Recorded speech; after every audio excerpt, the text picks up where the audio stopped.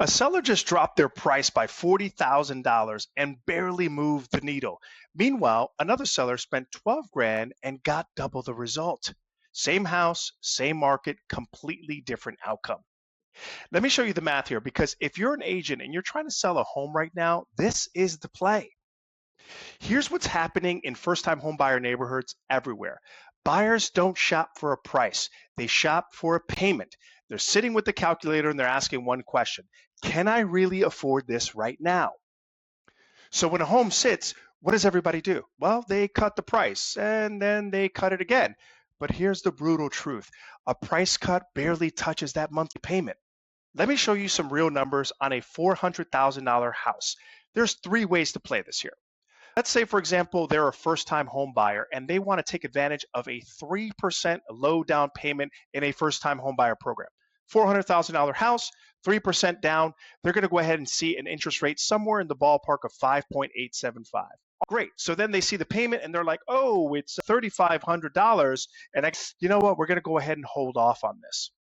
So what happens? Let's try another scenario. Well, you decide, hey, let's lower the price by 10% and see if we can get a buyer. So you now lower the price to 360. That buyer still has to go out there and get an interest rate, which is going to be 5.875 in the market.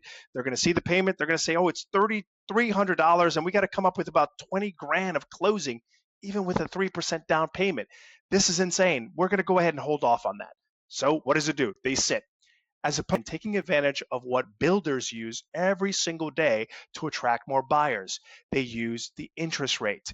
In this scenario, you keep the price the same, $400,000, but you offer a 3% seller credit. What does that do? Now we can advertise a 3.875 interest rate. All of a sudden, it's looking like COVID again, right? And they're like, oh, wait a minute, this is interesting. What is this about? Not only that, they're going to bring their payment down to about $3,000 on this particular scenario. And they're like, honey, that's about the same that we're paying for rent. This looks amazing. Half the closing costs while saving $470 compared to what they would get on a price drop.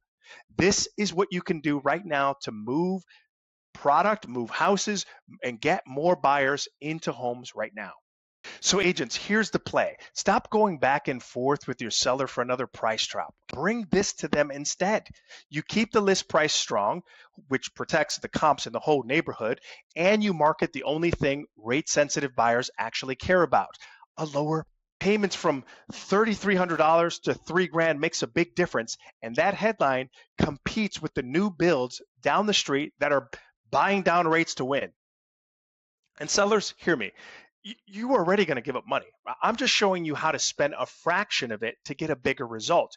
You net more, and the buyer wins bigger, and your home actually moves. And for first-time home buyers, this is built for you. That lower payment in the early years gives you room to breathe, time to settle in, grow into the new home before things kind of ramping up. You're not overpaying, you're just easing into home ownership. Here's what I want you to do. If you've got a listing that's been sitting, or you're a buyer and you keep getting scared off of payments, comment numbers, and I'll run this exact scenario for a property that you have listed. No pitch, simple math. Subscribe to the channel if you want real strategies, and I'll see you on the next one.